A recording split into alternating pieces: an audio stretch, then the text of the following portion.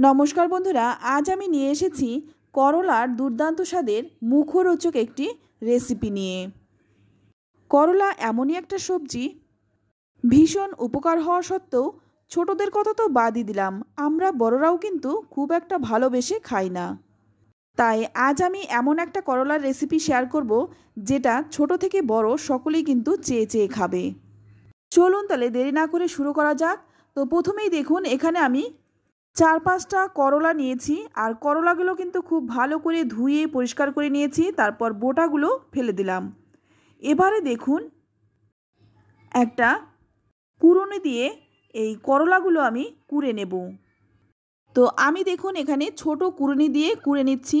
আপনাদের কাছে যদি বড় থাকে সেক্ষেত্রে কিন্তু আপনারা বড়টা দিয়েও কুড়ে নিতে পারেন। এইভাবে যদি একবার আপনারা করলার রেসিপিটি বানিয়ে খান, বারবার কিন্তু এভাবেই বানাতে ইচ্ছে করবে। করলাটা কুড়ে নেওয়ার পর দেখুন করলার বীজগুলো কিন্তু গোটা গোটাই রয়ে গেছে, আর এই বীজগুলো কিন্তু আমি তুলে ফেলে দেব।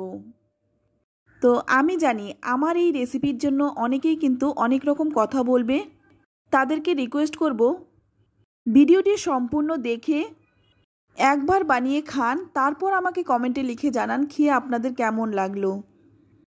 তো দেখুন সম্পূর্ণ করলাই কিন্তু আমি কুড়ে নিয়েছি, আর এবার এই করলার জুসটা আমি বের করে নেব। তবে খুব বেশি চেপে বের করব না, হালকাভাবে চাপ দিয়ে জুসটা একটু বের করে নেব।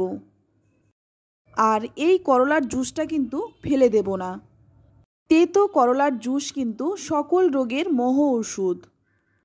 তাই দেখুন আমি এই একটা কাপের মধ্যে একটা ছাঁকনি দিয়ে ছেঁকে জুসটা বের করে নেব। এই জুসটা কিন্তু আপনারা 1 চামচ মধু মিশিয়ে খেতে পারেন, বা স্নান করার আগে এর মধ্যে 1 চামচ নারকেল তেল মিশিয়ে সারা শরীরে ম্যাসাজ করে 30 থেকে 40 মিনিটের মতো রেখে তারপর ধুয়ে ফেলুন। এতে করে কিন্তু স্কিনের খুব ভালো উপকার পাবেন। করলার জুসটা বের করে নিয়ে এবার দেখুন এখানে আমি একটা সেদ্ধ আলু নিয়ে নিয়েছি। এবার আলুটাকেও গ্রেট করে নেব। তো আমি কিন্তু আলুটা গ্রেট করে নিয়েছি, আপনারা কিন্তু হাত দিয়ে ম্যাশ করেও নিতে পারেন। একটু খেয়াল রাখবেন যাতে এর মধ্যে কোনো রকম ডেলা ভাব না থাকে। সম্পূর্ণ আলুটাই আমি গ্রেট করে নিলাম। এবার রান্নাটা করার জন্য প্রথমে আমি কড়াই গরম করে নিয়ে এর মধ্যে দিয়ে দিলাম 2 চামচ সর্ষের তেল। ফোড়নে দিয়ে দিচ্ছি 1/2 চামচ কালো জিরে। কালো জিরেটা একটু ভেজে নিয়ে এবার এর মধ্যে দিয়ে দিচ্ছি একটা মিডিয়াম সাইজের কুচনো পেঁয়াজ। পেঁয়াজটা একটু 2 মিনিট ভেজে নেব। তো এইভাবে একবার বানিয়ে দেখুন, তেতো তো লাগবেই না, মুখ অরুচি হলে সেক্ষেত্রে স্বাদ কিন্তু ফিরে আসবে। এবার এর মধ্যে দিয়ে দিলাম 3-4 কোয়া কুচনো রসুন। এবার পেঁয়াজটার সঙ্গে রসুনটাও কিন্তু একটু ভাজা ভাজা করে নেব। তো দেখুন একটু ভাজা ভাজা করে নিয়েছি। এবার এখানে গ্রেট করা করলাটা দিয়ে দিলাম। করলাটা দিয়েও কিন্তু একটু ভালো করে ভেজে নেব। করলা যদি একটু ভালো করে ভাজা হয় তেতেও কিন্তু অনেকটাই কমে যায়। এবার দেখুন এর মধ্যে দিয়ে দিচ্ছি 1/2 চামচ হলুদ গুঁড়ো। এই হলুদ গুঁড়োটা দিয়েও কিন্তু আবারও কিছুক্ষণ ভাজবো। হলুদ দিয়ে একটু ভেজে নিয়ে এবার এখানে দিয়ে দিচ্ছি একটা কুচনো কাঁচা লঙ্কা। এমন অনেকেই আছেন যে তেতোর মধ্যে ঝাল খান না, তবে এই রান্নাটায় যদি একটু ঝাল দেওয়া হয় সেক্ষেত্রে কিন্তু খেতে ভালোই লাগে। তো এখন দেখুন এর মধ্যে দিয়ে দিলাম যে গ্রেট করে রেখেছিলাম আলুটা, সেই আলুটা কিন্তু দিয়ে দিলাম। আলুটা করলার সাথে ভালো করে নেড়েচেড়ে মিশিয়ে নেব।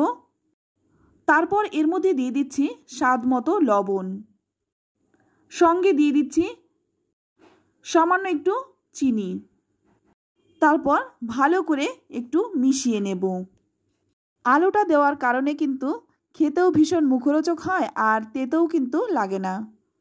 তো দেখুন আলুটা দিয়ে কিন্তু খুব ভালো করে একটু ভেজে নিয়েছি। তারপর এর মধ্যে দিয়ে দিচ্ছি 3 চামচ বেসন। আমি যে পরিমাণে করলা আর আলু নিয়েছি সেই পরিমাণে কিন্তু আমি 3 চামচ বেসন দিয়েছি। আপনারা কিন্তু আপনাদের পরিমাণ মতো বেসনটা দিয়ে দেবেন। বেসনটা দিয়েও কিন্তু খুব ভালো করে নেড়েচেড়ে মিশিয়ে নেব। এতে করে কিন্তু বেসনের যে কাঁচা গন্ধ সেটাও চলে যাবে। তো দেখুন নাড়তে নাড়তে কিন্তু কড়াই ছেড়ে দিচ্ছে। বেসনটা দিয়ে 5 মিনিটের মতো একটু নেড়েচেড়ে ভেজে নিলাম। এবার তুলে নিচ্ছি। এখন কিন্তু অনেক গরম রয়েছে।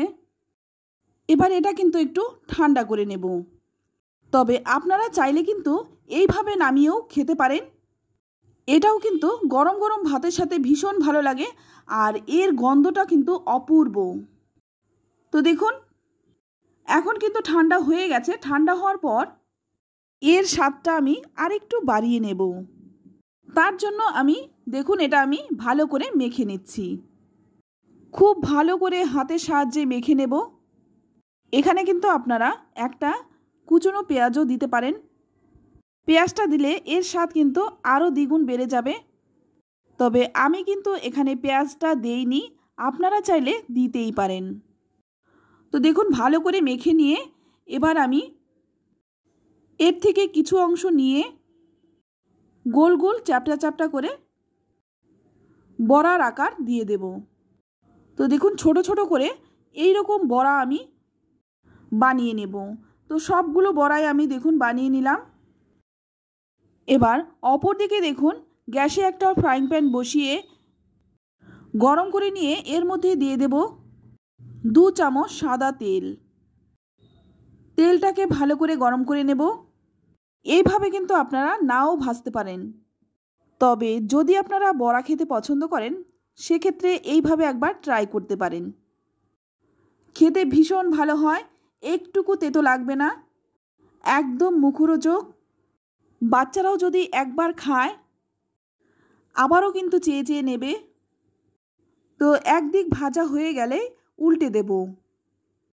উল্টে পাল্টে বড়াগুলো ভেজে নিয়ে এবার তুলে নিচ্ছি। ভীষণই টেস্টি হয় খেতে। গরম গরম ডাল ভাতের সাথে তো ভালো লাগেই। আলুটা দেওয়ার কারণে শুধু শুধুও খেতে পারেন, একটুকু তেতো লাগবে না।